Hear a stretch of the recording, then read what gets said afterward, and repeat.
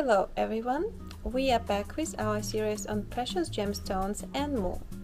Today we continue our chat about pearls, debunking myths along the way.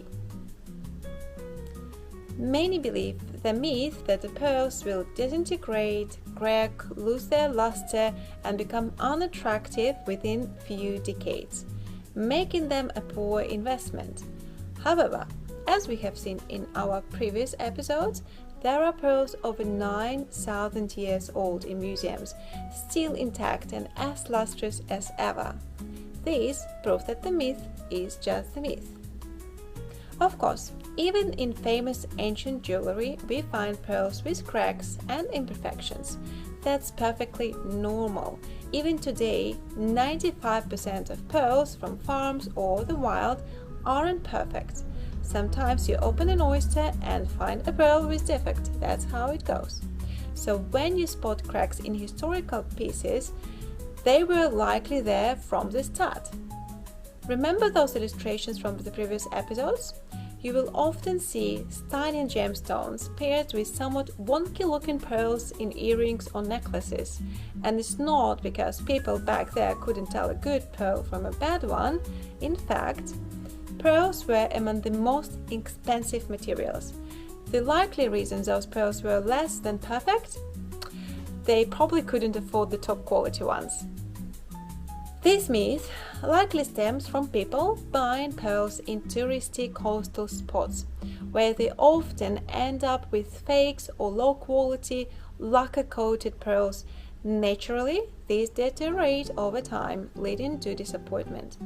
In my experience, I have never seen a genuine high-quality pearl fall apart in few years. If anyone has a natural pearls that's done this, I would love to discuss it. So just share your experience via WhatsApp, number below the video again. But remember, claims about natural pearls need a lab certificate to back them up. All our pieces come with one, and we expect the same for any items up for debate. So last time I forgot to show you this stunning picture of Maharaja from 1820. Look at this luxurious pearl adornment. Pearls everywhere. From his head to his chest, he is draped in them. Pay special attention to the necklace. The pearls are enormous, easily 20 millimeters. And even today, when pearl prices have dropped compared to medieval times, pearls of this size are worth a fortune. I can only imagine how priceless they must have been back then. To clarify my point about pearl prices, here is an example. A strand of pearls, likely natural given their color, with 289 pearls was sold at Christie's auctions in New York in 2015 for a whopping $5 million. Pearls like these still fetch incredible prices. And here is a catch. These were cultured pearls.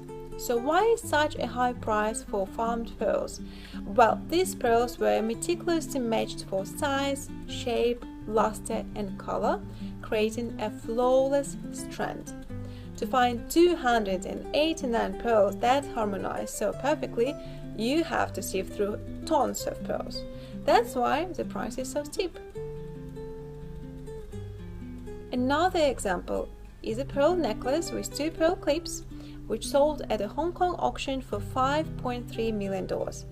This necklace had a fascinating history, as it once belonged to a lady person who lived in the mid-19th century. Since it dates back to the mid-19th century, we can be sure those pearls were not cultured. Some might argue that the high price was due to its famous owner. However, even without the celebrity connection, the necklace would likely have fetched at least $2 to $3 million easily. So while pearls may not be as crazy expensive as the medieval times, they're still very, very valuable, as you can see. Let's proceed. Another example is a necklace sold at a New York Christie's auction for $1.5 million. The main attraction here was a stunning drop pearl. This piece belonged to Elizabeth Taylor. but even without her name attached, it would have sold for a minimum of around $5 million. Indeed, this trend is quite common. We regularly see pearls necklace fetching millions at major auctions like Sotheby's, for example. The rarity of high-quality pearls and the even greater rarity of perfectly matched strands drive these sky-high prices. So I think we have covered enough examples to get the idea. Now let's talk about what pearls actually are. Pearls are organic gems with a lustrous nacre sheen, sometimes. Yes, that's correct. Some pearls are of such low quality that they lack this beautiful nacreous sheen.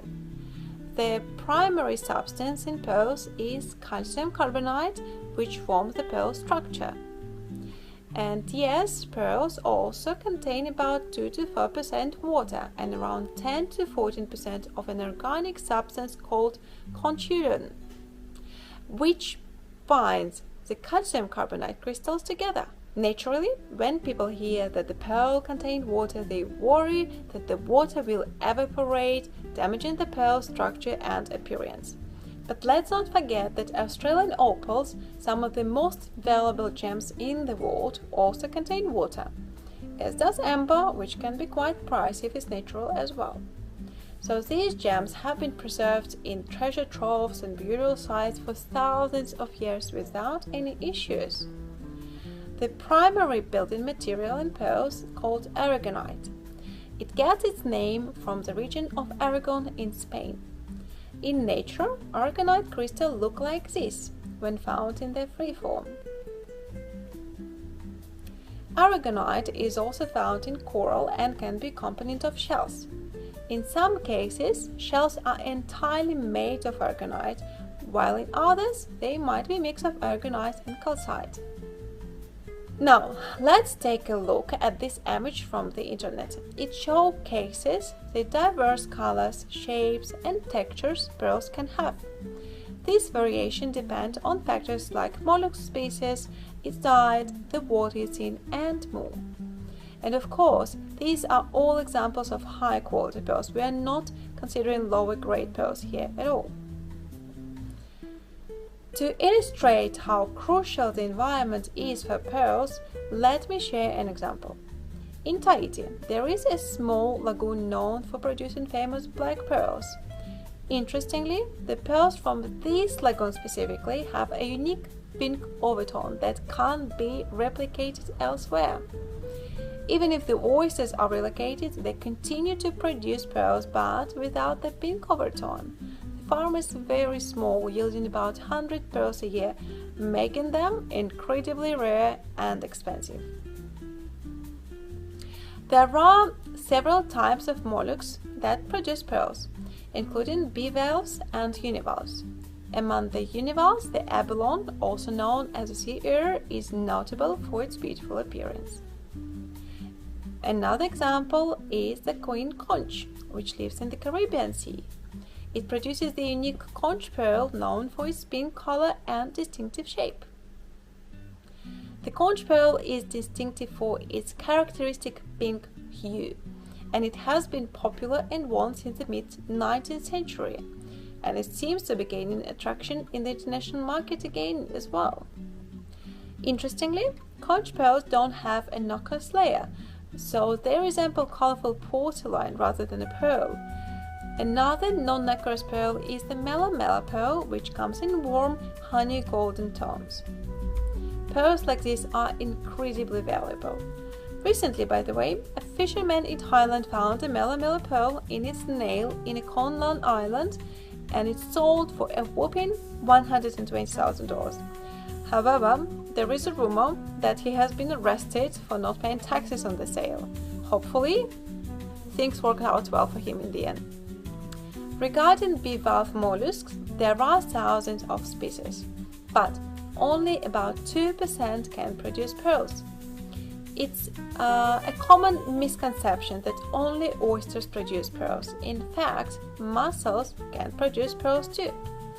I personally found pearls in mussels twice, once in a restaurant in Spain and once in Crimea. The restaurant's owners were skeptical and they thought that was some sort of a trick, but it is just goes to show that the mussel can produce pearls too. Now let's look at one of the most famous pearl producing oysters. This is Pinctada fucata, or the Japanese oyster. This one is responsible for almost 80% of the world's cultural pearls. Next, we have its sister, Pinctada maxima, commonly found in the South Seas, and many Asian countries that produce pearls primarily cultivate this species. Now, the pearls can also be divided into two types depending on their cultivation, marine and freshwater ones. And there is almost no visual difference between them two. However, the chemical composition of freshwater and marine pearls is completely different. This means any laboratory can easily determine their exact origin. As for the price, there is no fundamental difference. If the pearl is of high quality, both freshwater and marine pearls will be expensive. All those myths about freshwater pearls crumbling in a couple of years or marine pearls lasting decades or vice versa are just a myth. Now let's talk about what can technically be considered a natural pearl. Natural pearls are any pearls produced directly by an oyster regardless of how they formed. For instance, in ancient China, small beads were deliberately placed inside oysters to encourage the formation of a nacreous layer around them. In the wild, the process could start with something as simple as a parasite, a worm, or a grain of sand that gets inside the oyster. The oyster then starts to coat it in the nacre to neutralize the irritant. And naturally, since nacre is secreted by the oyster itself, it doesn't only coat the forming pearl, it can also deposit in the inner walls of the shell. Let's take a look at this photo. It is stunning. Nacre is also used in small decorative elements that can be incorporated into various items like tableware, furniture, and jewelry, of course. For example, these are buttons made from nacre. Nacre has been used for decoration since ancient times. The earliest finds, of course, are from Africa, the cradle of humanity. There are even a specialized art form carving on nacre, as you can see here. And here is an image of the nacre layers. It always forms in layers growing along with the oyster itself. As for the pearls harvested from wild oysters that form naturally without any human intervention, such pearls are extremely rare nowadays. In many countries, harvesting pearls from these oysters is a criminal offense.